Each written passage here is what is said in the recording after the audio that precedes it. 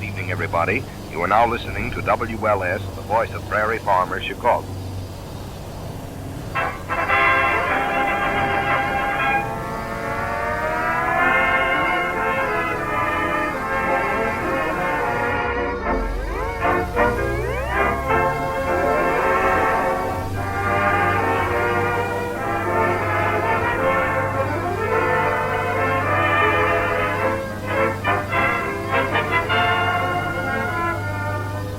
Good evening, everyone. The makers of Johnson's Wax let loose another lively load of laughter and lyrics with Rico Marcelli's orchestra, Kay Donner, Hugh Studebaker, and Marion and Jim as those sapient citizens, Fibber McGee and Molly.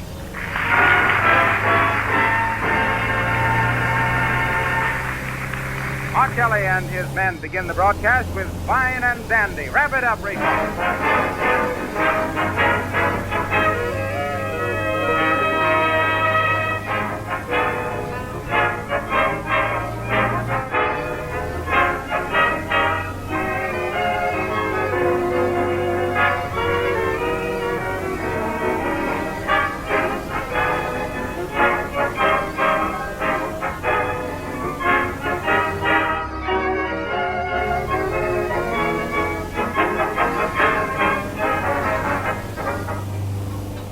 When you hear Marcelli's sparkling music, just remember that you can have sparkling floors and linoleum without any work of rubbing or buffing.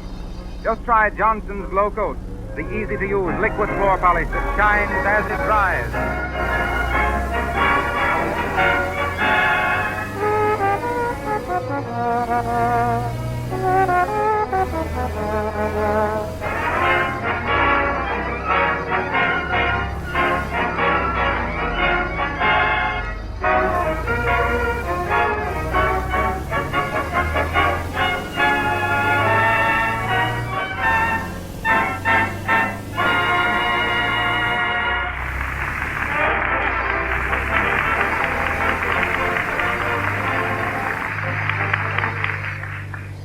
Once again, we wend our way to Wistful Vista via the wireless. And we find Fibber McGee and Molly talking to their more or less handyman, Billy Watson. Guess we better get down to the basement and fix that furnace. You know anything about boilers, Bill? What? I says, you know anything about furnace boilers? Yes. What do y'all think is the matter with the furnace boiler? What, silly? I say, what's the matter with your old furnace boiler? It won't heat. Oh. There you are. In words of one syllable, it won't heat. And I'm getting so cold, I'll soon be too numb to care. Beautiful but numb. What was that, McGee? I says, you're beautiful, but come, silly. We better get on downstairs and get started. See you later, Molly. Later, nothing. I'm going right along with you. You see, silly, this here job of furnace repairing is a job that calls for judgment and precision. Ain't no job for amateurs. Yes, I think so. I'll do the thinking.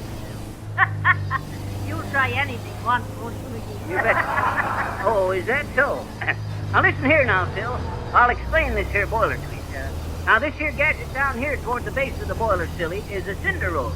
You take the big clickers and you put them through them rollers and... McGee, Huh? there's nothing of the kind. That's the ringer off me watch. Oh. Well, some furnaces has got equipment on them like that. Now, wait till I open the door. Now, take a look inside there, Sil. Right there's where you'll find the trouble. What do you see? Nothing. Nothing. Good. What'd I tell you, Molly? There ain't nothing wrong on the inside of it. Except maybe the fire clay is cracked off my stall. The what? The fire clay. All boilers, Molly, is coated inside with a special kind of plaster. Kind of a clay that resists heat. I used to be a kind of an expert on the fire clay myself. Fire Clay McGee, they called me in them days. Fire Clay McGee, the finest, fastest furnace fixer from Fresno to Florida. You want to hear about it, silly? No. Well, sir, this here was way back in 1904. Yes. Or no, No. 1905 it was. Yes. No. No. 1903. Or was it 5? What? Let's see. They had to shoot old Bruno for killing the neighbor's sheep in 1902. Oh, the poor dog. What you mean, dog? Old Bruno was my uncle. What's removed? Well, I guess it was 1905 at that. I was just mixing up a batch of my patented McGee non-cracked fire clay one day, so well, getting it to the right consistency. I says I was getting it to the right consistency. Oh, yeah, sir, you gotta do that. Well, sir, this here fire clay was just about right, like a thin plaster. When all of a sudden a bunch of tough kids come along, when my back was turned, they started throwing gobs of this here fire clay plaster at me. Well, sir, I finally thought they'd had enough fun, so I started chasing. But shucks, I couldn't move a foot. That there plaster had dried on me so fast and so hard, I was just powerless to move my feet and legs. And when they seen that, they just laughed fit to bust and kept on pelting me. Gob after gob of that there plaster hit me. Smack, splash, smack, dab, on the shoulders, the arms, the neck, on the face, till I was completely covered up with that fast, hardening clay. How y'all get your breath, Mr. McGee? Well, by breathing real quick and winking fast, I kept my nostrils nice and frozen up, but my mouth was sealed shut. And to think I wasn't there. Well, sir, after they finally flung all my special plaster on me, that package hit left. The mud. Yeah. You listening to this, silly? What? I says you getting the benefit of this here talk? Yes, sir, do you any benefit? Good. Well, sir, there I stood, powerless to move a muscle. That there plaster getting harder and harder all the time. That was on a Tuesday. On Saturday morning, a feller come by with his gal, and he sees me. Hot dog, says he. Look, baby, he says. Whoever done that statue knew what they was doing. You betcha, says she, real enthusiastic. It's good, all right, but is it art? And he says, sure it's art. You can't tell what it means, can you? Finally, a crowd rose, all complimenting the feller that had posed that their perfect figure of man. Then the reporters come. And all over the world, newspapers come out saying, the finest sculpture ever sculpted, discovered in the backyard of a boiler plant. Mysterious statue, a work of unknown genius. Oh, stuff like that. All I could do was stand there and watch, getting weaker and hungrier all the time, cheated out of my meals and sleep. Cheated? Statues ain't cheated, McGee. Huh? They're chiseled. Well, sir, finally they hauled me away to an art museum and put me onto a pedestal, right next to the Venus de Milo. Now listen, don't tell us she put her armor on you. And there I had to stand, day after day, millions of people staring at me. Why didn't y'all wink at somebody, boy? What day? I say, why didn't y'all wink them little eyes of yours at somebody? Oh, I did, twice. First time I caught a man's eye and winked, and he just says, "I'm George, ain't that statue like?" Second time I winked to the gal, and she slapped my face and broke 2 fingers on her right hand. Well, sir, one day, just as my strength was leaving me, I give one supreme effort, leaned forward, strained every muscle under the plaster, and crash onto the floor I fell, smashing that fire clay coating off into a million pieces. I was saved. It was no time till they had me in the hospital, nursing me back to health. Well, why didn't you all sue that museum, boy? So, I did. They threw the case out of court. On what grounds, McGee? Shucks. They claimed my testimony wasn't reliable. Said I'd been plastered for 2 weeks. Come on there, sir.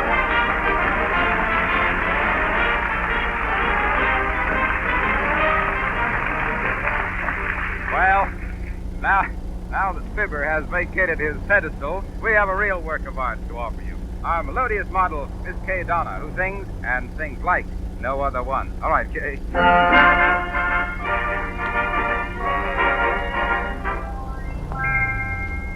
No other one, yes, no other one can ever do what you do when you do what you do, kissing me.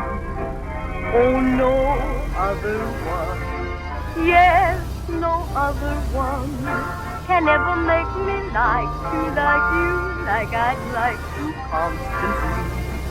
Talk about caressing with an 18-karat thrill. I don't have to make 3 guesses When I'm thinking of someone who can fill the bill, there's no other one. Yes, no other one can ever make me want to say, who do you love in a great big way?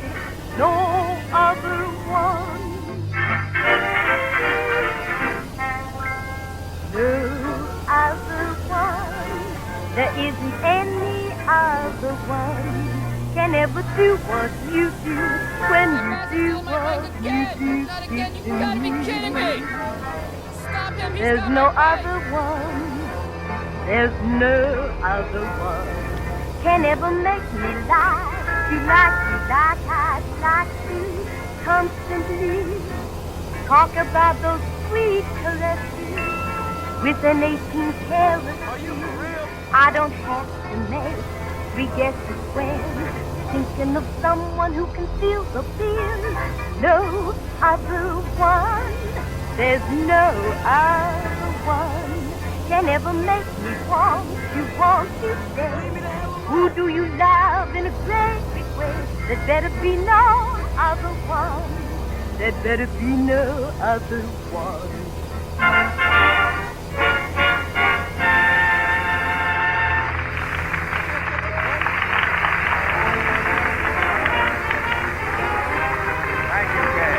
Thank you. Friends, that was Kay Donna singing No Other One.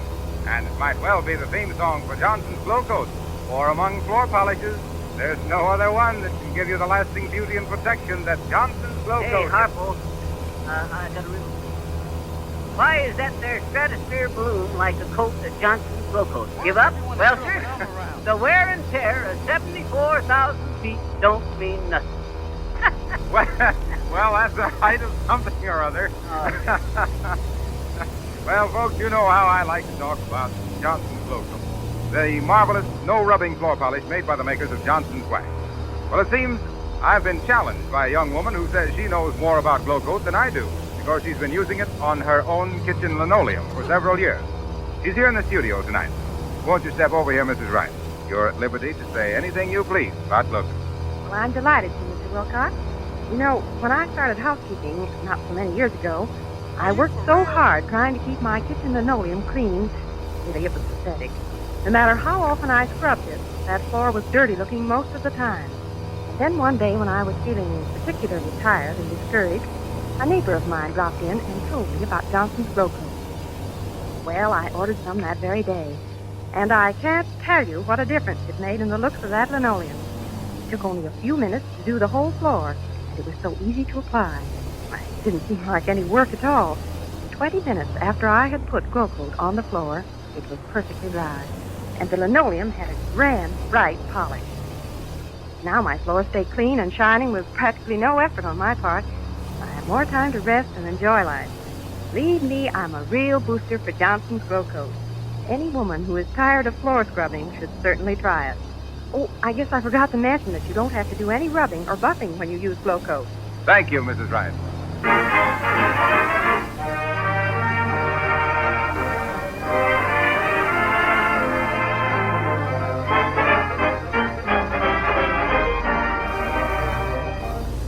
Treasure Island, a grand number in 4 tempos. Marcelli plays it as a foxtrot, a Viennese waltz, a tango, a rumba. Take it, Rico.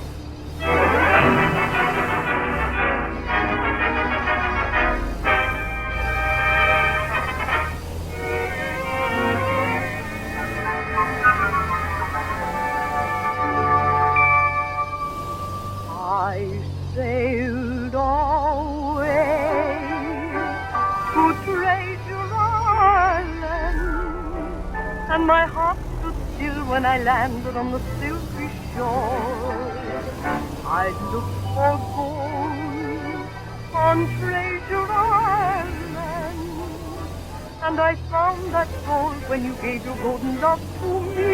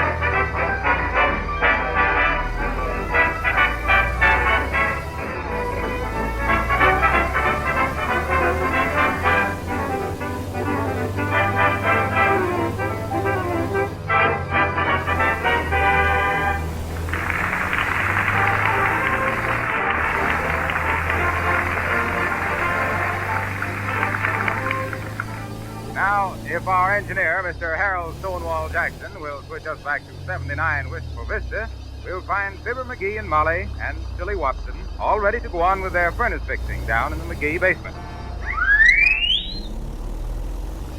Well, McGee, you won't accomplish anything by standing there looking at it. Oh, now, Molly, I was just figuring out the right way to get at this here problem. No use rushing in and getting it all balled up. Let's see now. Hey, you know what we better do? Yeah. Turn off some of your hot air and get some in the furnace. What do we better do, boss? We better build a fire in here so we can see how she draws. That way we can tell better what's the matter. Well, McGee, that's the first idea you've had today.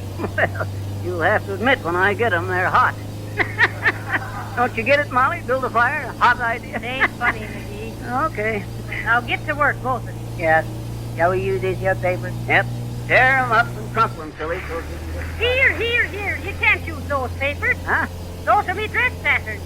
What's the matter with you, silly? You ought to have better sense than that. But I didn't think there was no good, boss, on account of they all full of little holes. Yeah. More than Adam, probably. Use them newspapers there, boy. Yes. What are we going to use for kindling the fire, boss? What's that? I say, what are we going to use for kindling the little old fire? Oh, kindling. Let's see now. Oh, yeah. Take the hatchet and chop up them long sticks over there. Yes. I'll get the paper all set in the face.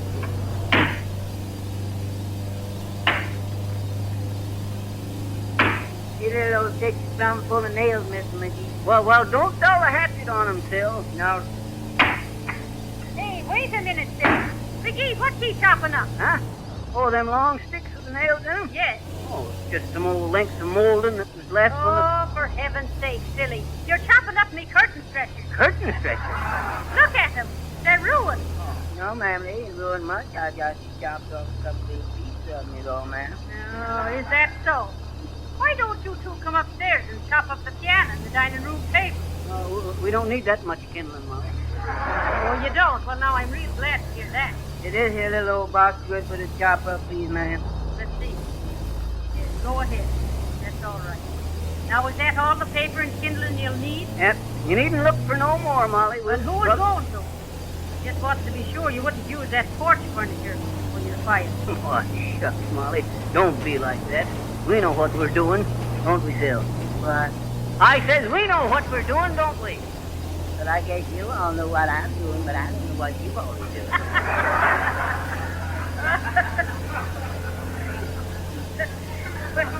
Try and use some sense, Mickey. I'm going on up. Hey, Molly. When you get upstairs, open up the furnace draft, will you? Shucks, we'll have a roaring fire in here in no time. It's working okay. Now, hurry up with that there kindling, boy. Yes, I rush you right along, boy.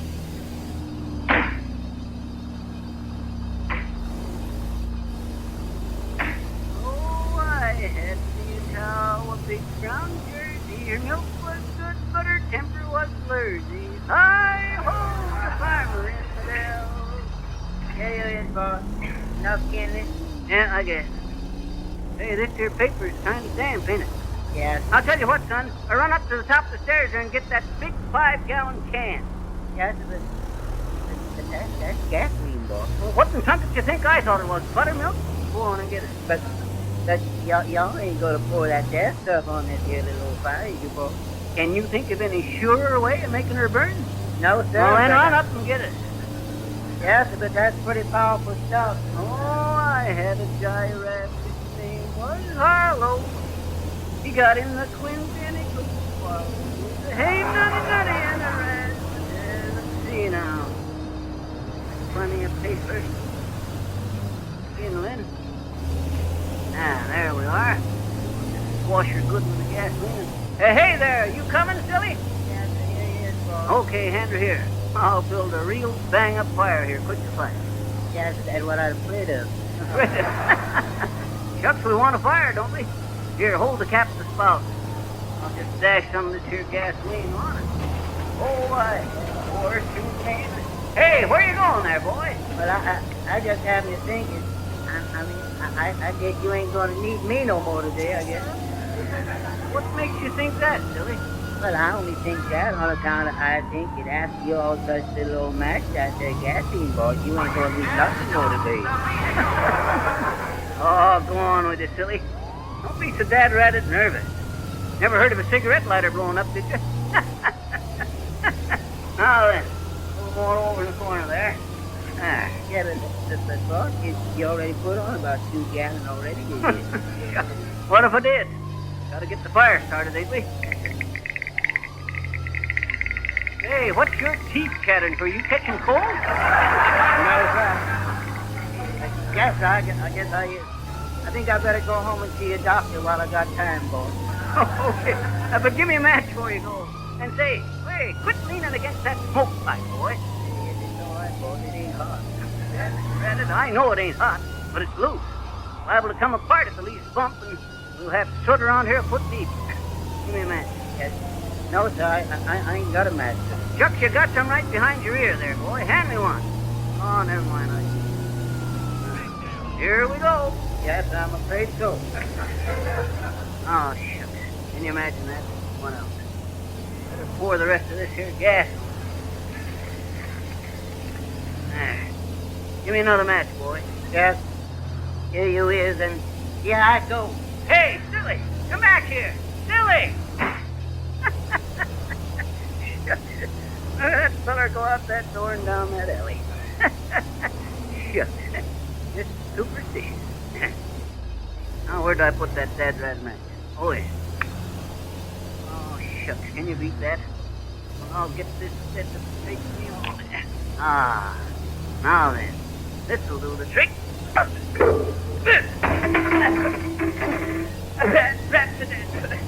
Hey, what's happened down there?